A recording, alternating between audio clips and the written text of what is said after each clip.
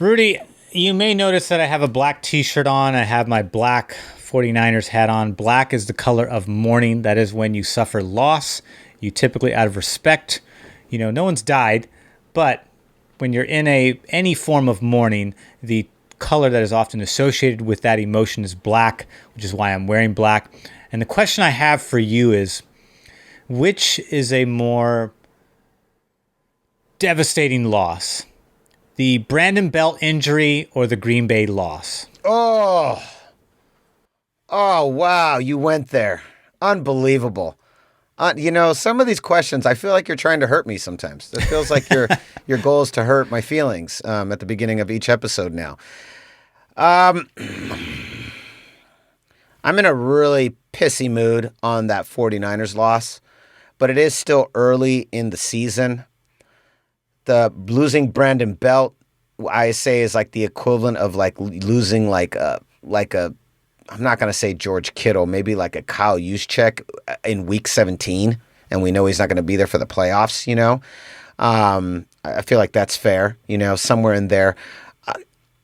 I'm going to say this. I'm super angry about the 49ers loss.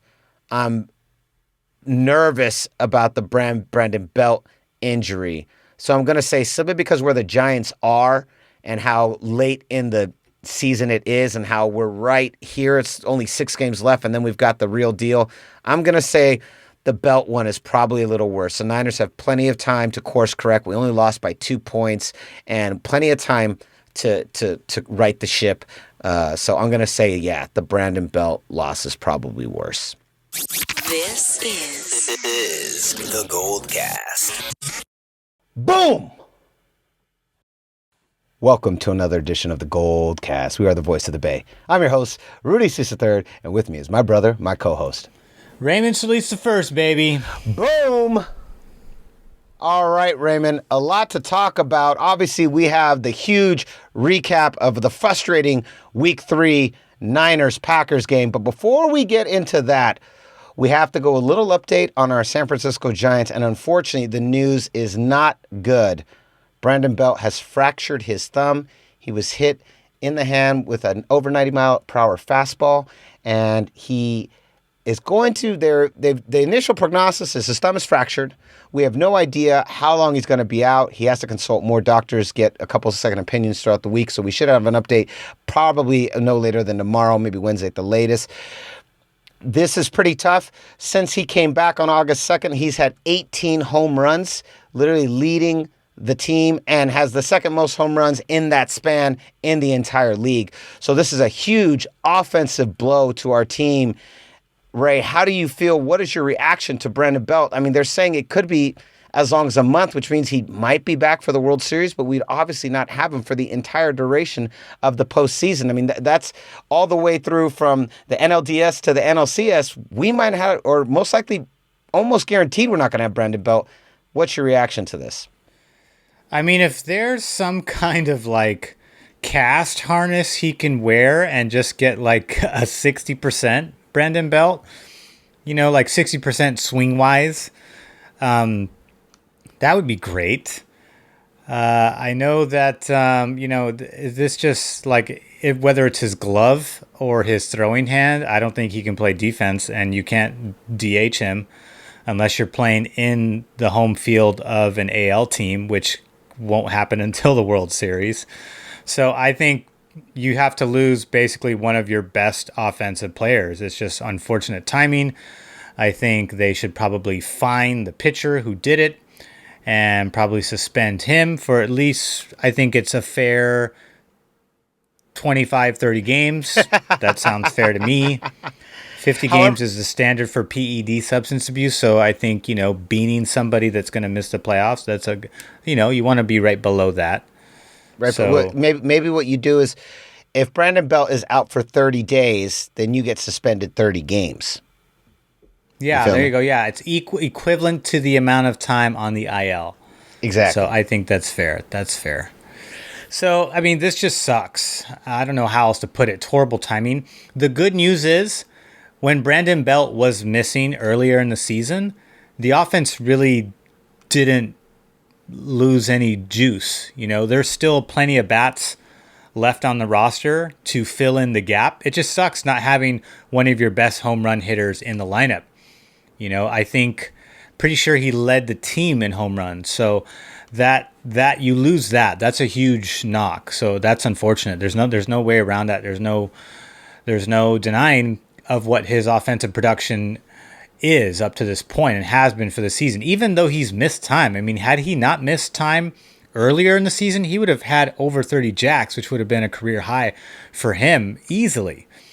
He probably would have hit 2 more home runs in these last few games as well. So that just the timing just couldn't be any worse. But at the same time, guys have been in and out of this lineup all season. Longoria, Brandon Crawford, Buster Posey, Brandon Belt, pitchers, and yet they've still remained the best team in baseball. So if there's one silver lining here, it's that the Giants are more than prepared with the depth to compensate for Brandon Belt's absence. So it's unfortunate. Hopefully he gets back by the time the World Series comes, and that is an optimistic projection, meaning that we're going to be in that game, and if so, then we'll get him back in time for that. So only time will tell.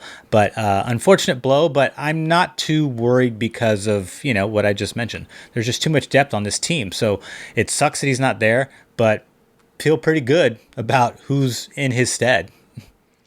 So let's talk about that, Raymond. That leads me to this next point. Let's talk about the Giants, because we have been knee-deep for 2 weeks in NFL 49er talk. Let's catch up to our boys in orange, and they just keep humming along. Really, really impressive stretch here. They now sit at 102 wins, 54 losses. The Dodgers are 2 games back from them. The Giants have won 7 of their last 10. Just on a hot streak. We have 2 more series, and the playoffs begin in October. We're right around the corner. Final game is October 3rd. The Giants have to go through the Diamondbacks starting tomorrow. And then over the weekend, our final series against the Padres. Padres played us pretty well, splitting that 4-game series with us last week. And obviously, now they're going to look to probably play spoiler, as do the Diamondbacks. The Rockies beat the Dodgers over the weekend and literally sent a tweet to the Giants, said, "You're welcome at SF Giants." So clearly, everyone's gunning for the Giants and the Dodgers right now. All they're going to do is try and play spoiler. And no, I don't think anyone cares who gets spoiled as long as someone does. And right now, I think everyone's trying to avoid having to face those red-hot St. Louis Cardinals in that wild card game. They've won over 15 straight games. It's one of the best streaks in MLB history. No one wants to face that team in a 1-game wild card right now. But with only 6 games left and the Dodgers 2 behind, we are right here. We're right finally at the end, and I really think the Giants can do it. How do you feel about our chances pulling this off and just maintaining control of the NL West into the postseason? I think they've got, again, just like I said earlier, there's just too much depth on this team, whether it's an arm or a bat or a defensive field skill position. The Giants have players that can fill any void that they've got. Yes, the injury obviously would like everyone there. Darren Ruff also recently got injured and put on IL, so there's another productive player that is unfortunately not in the lineup right now, although his stint will be much shorter than Brandon Belt, so we'll get him back beforehand. But, does that mean they call up Mauricio Dubon? Do they call up Thairo Estrada? You have players that you can bring in here, infielders that could fill in. Or do you use someone from the existing roster? I'm not sure who would fill in. Would it be Wilmer Flores, Tommy La Stella, who typically plays second base? I'm not sure. Do you move Evan Longoria there? Well, Evan Longoria is almost exclusively third base. So would it be, I know that Chris Bryant has could possibly play that role, or maybe Donovan Solano, who plays more on the shortstop, third base, second base side. So there's guys here that I'm curious to see who fills in the role here. But I think that as far as the race is concerned, the Giants have a 2-game lead, and I think that's going to stay the case. They might even get another game between now and once the regular season concludes. But it's going to go down to the wire. I think, no matter what. But I think the Giants understand the implications here. And with Brandon Belt down, I think they're going to kind of pull together and just kind of stick to the course here and keep that 2-game lead and keep the Dodgers at bay and force them into a 1-game wild card elimination matchup. And then us we'll be meeting for them in the divisional round. And that's what I'm most excited about. Or I think their seeding might push them. I have to look at the playoff picture here. But I think that either way, I'm not too worried about the Dodgers perhaps overtaking the NL West, although they've given us a hell of a run and stayed on our heels the whole time. But they had the position for like early on in the season, and then once more, they had it for like a day, like in August, and that was about it. So when we own the tiebreaker no matter what, so if it does come down to that wire, we have the edge there. So we're covered on two ends, either by just maintaining the pace we have now, or if it comes down to a tie, we own that edge. The only way the Dodgers can do it is if they actually, they have to win, more than 2 games, and we have to lose more than 2 games in that same stretch.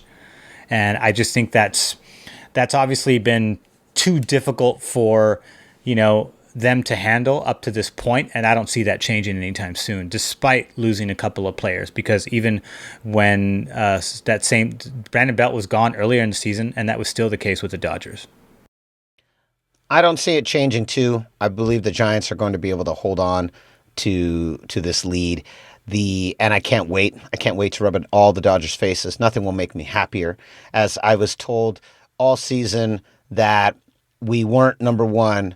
Oh, wait till the next series. Wait till the next series. Wait till we're back in San Francisco. Wait till you guys have such a tough road ahead of you. That September's brutal for you guys. It's super easy for us. Blah, blah, blah, blah, blah, blah, blah, blah, blah, blah. No one cares. No, nobody cares. Nobody cares. And so I definitely believe we can hold on to this, and I'm excited. I mean, I'm really excited. I do believe that the Giants can rally. I believe we can get past the Brandon Belt injury. I really hope he comes back as soon as possible. If anything, I would say go the Ronnie Lott. Just chop that sucker off, man. You don't need it. Remember what we said? Yeah. Look, remember, I cut off this finger. I cut this one off just in the middle of that podcast, that really intense podcast showdown we had about 6 months ago when we were in the podcast playoffs. I chopped that finger right off. I don't care. It's gone. It's gone forever. It's fine. Sometimes you have to do a Ronnie Lott to win. And I think Brandon Belt realizes that, and so we'll see what he does going forward, whether he keeps the thumb or decides to man up. Yeah, man up, Brandon Belt. Ronnie Lott it.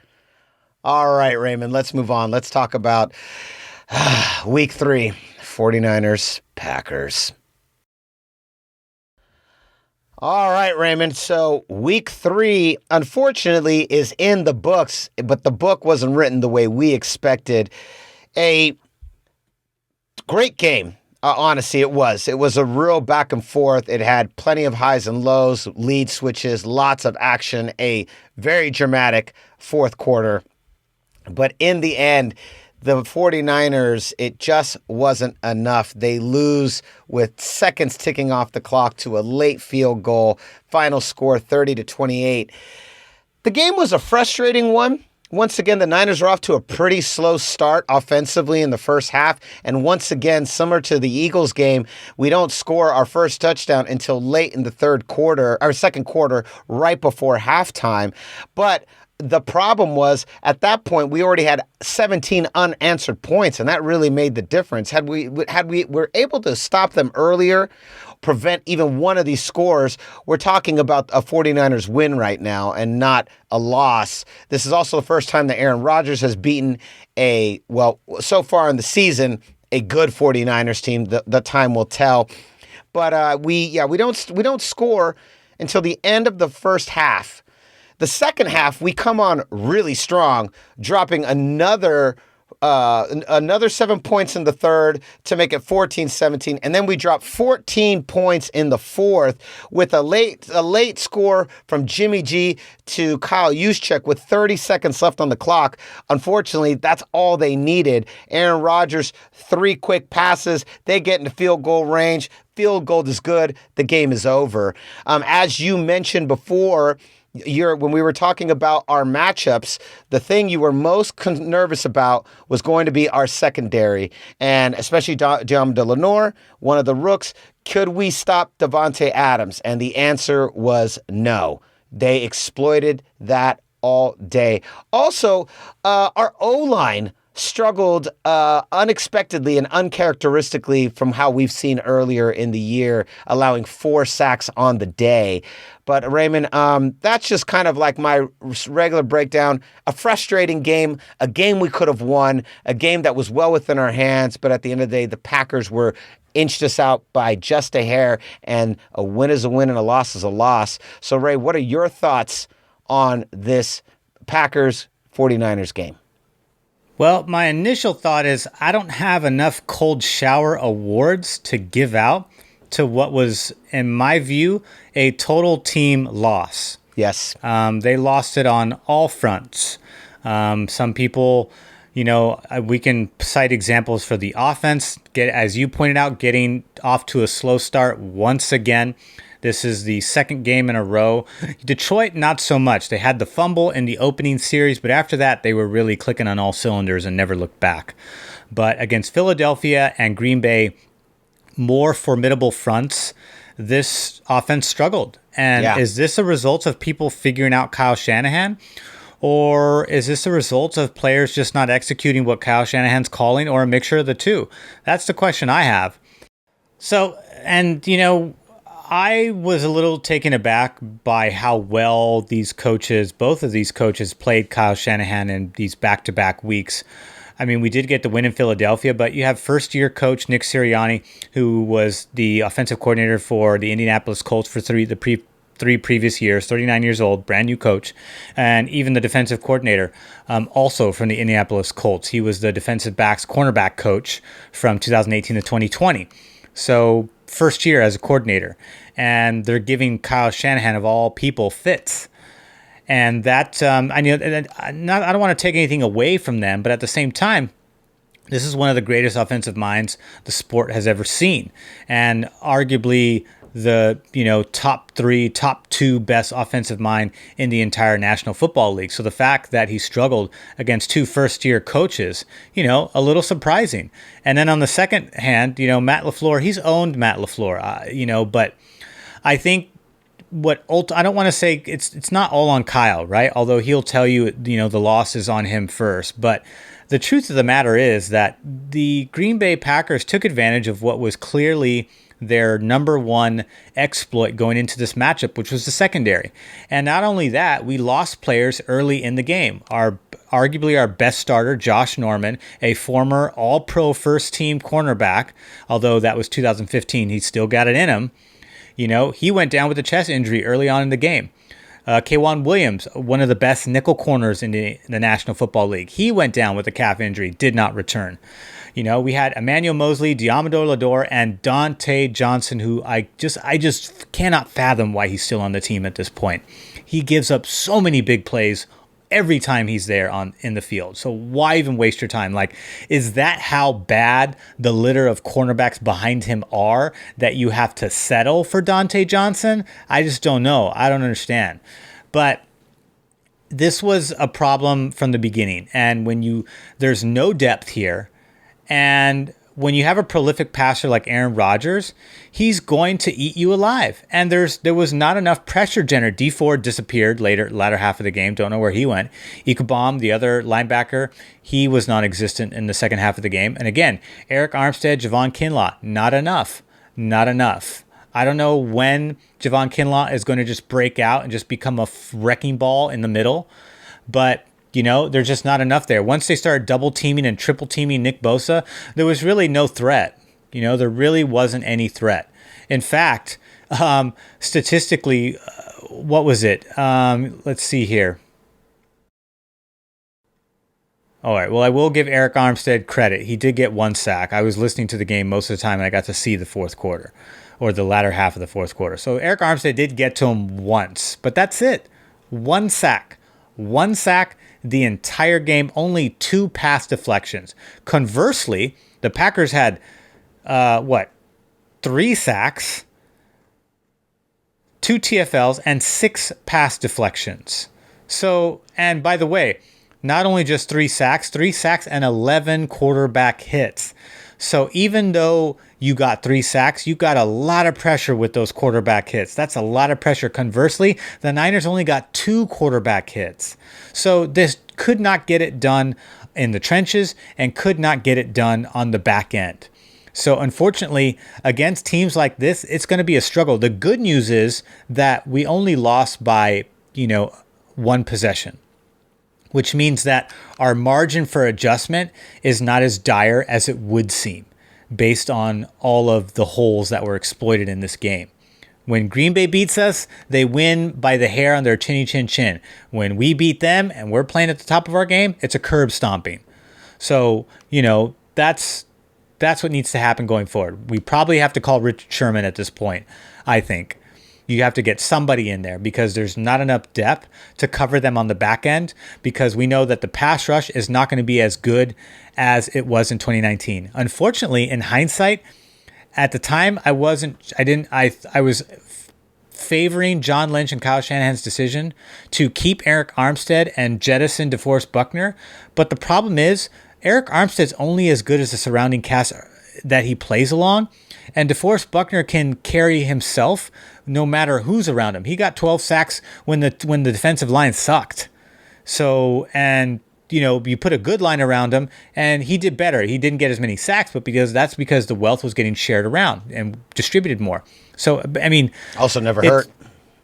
Yeah, and never hurt. So, but that's neither here nor there, right? It's a woulda, coulda, shoulda. I'm just pointing out something that I noticed that, DeForest Buckner remains a Pro Bowl caliber player. He went to the Pro Bowl last year, and Eric Armstead took a step back last year and regressed in terms of productivity. So at least he got a sack in this game, but took 3 games in for that to happen. So I'm as frustrated as you are, as you can tell by the tone of my voice. And there's just a few things the Niners have to do to patch things up, and then they'll be better. But it starts and stops with the secondary. It does start and stop with the secondary as far as defense goes, but obviously the run game has really been stifled. These running back injuries are very evident, and it just looks like I feel like, I don't know, it just seems like it is taking so long for Shanahan's offense to really get going. It's taken them 2 quarters back to back. This is the National Football League. You can't have your first score be at halftime 2 weeks in a row. And this can't happen again next week. There's just not enough time on the clock, especially when you're dealing with a team as dangerous as Green Bay, who had already put up 17. If we're going into the half 17-17, even 17-14, the way it was at the end of the third quarter, fine. Not a big deal. Plenty of time left.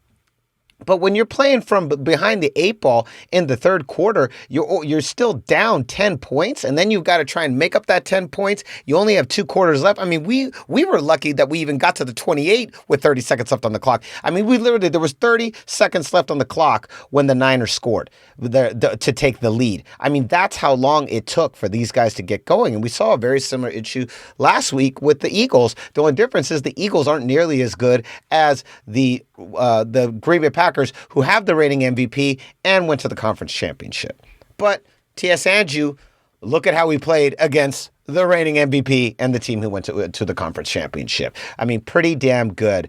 49ers Twitter, I would say don't even go on it. It's ridiculous. Everyone calling for Jimmy G's head, saying we should trade for a corner, we should trade for O-line. Everyone just stop.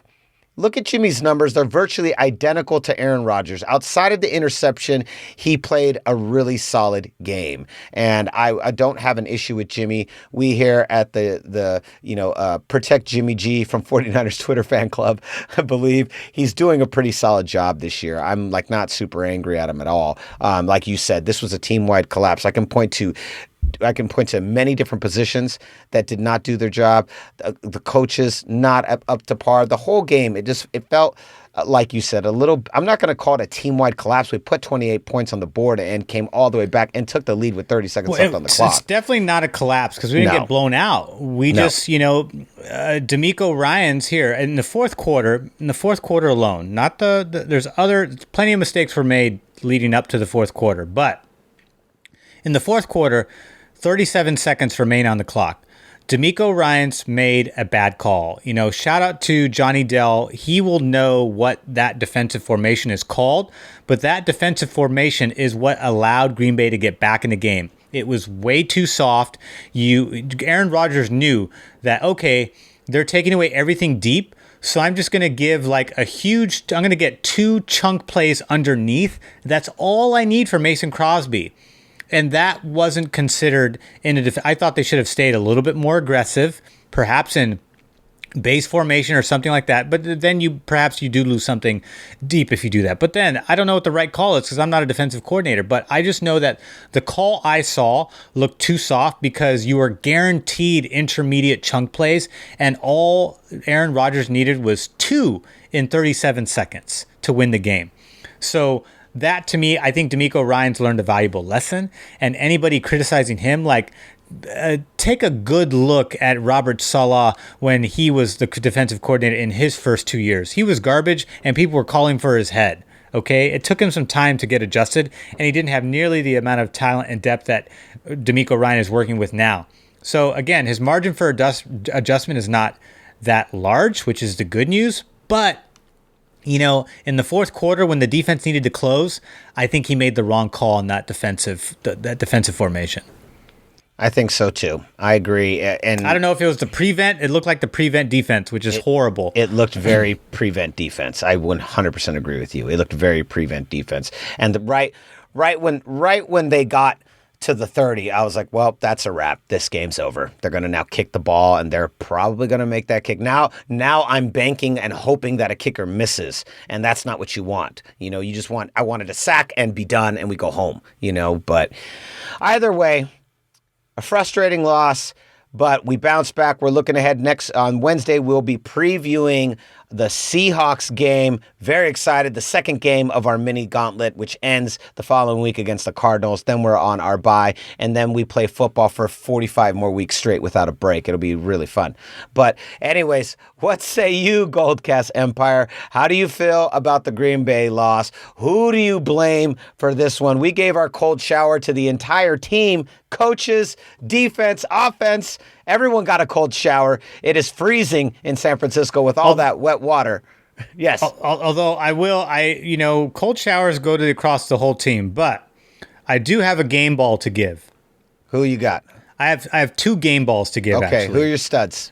The players that showed up when it was time to make a big play.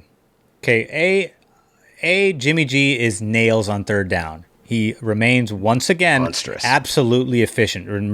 Remember that last scoring drive in the fourth quarter, the one throw, he couldn't make first down throw, couldn't make the second down throw, but each time 3rd and long, he made both those throws when they needed to count and got first downs on those plays. So kudos to that. But that's not where my game ball goes.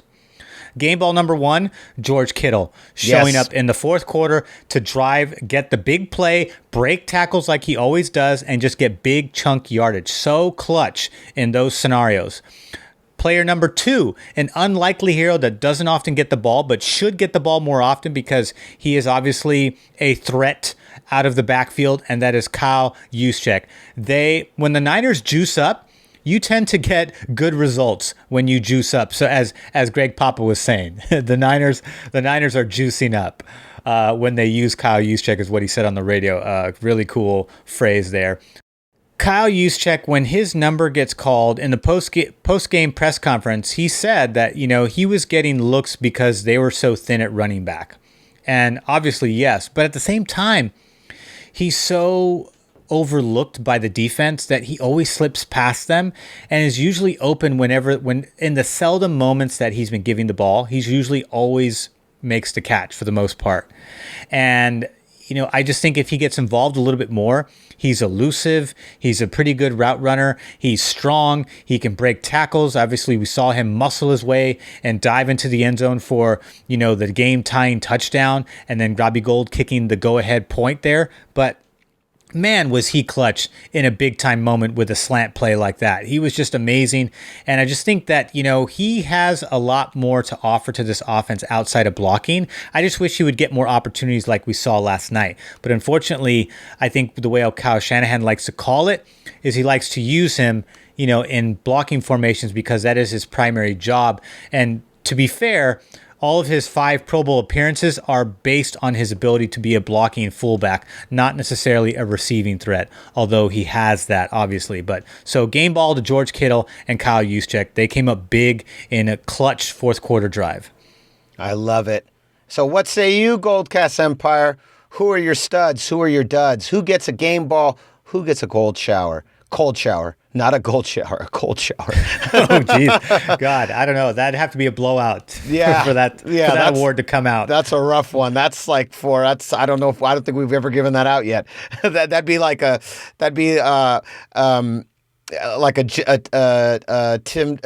Jim Tom Sula 49ers team.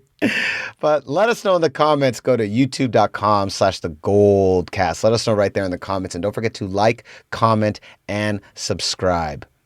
And so concludes another edition of the GoldCast. We are the voice of the Bay. I'm your host, Rudy Solis III, and with me is my brother, my co-host, Raymond Solis the first, baby. Boom!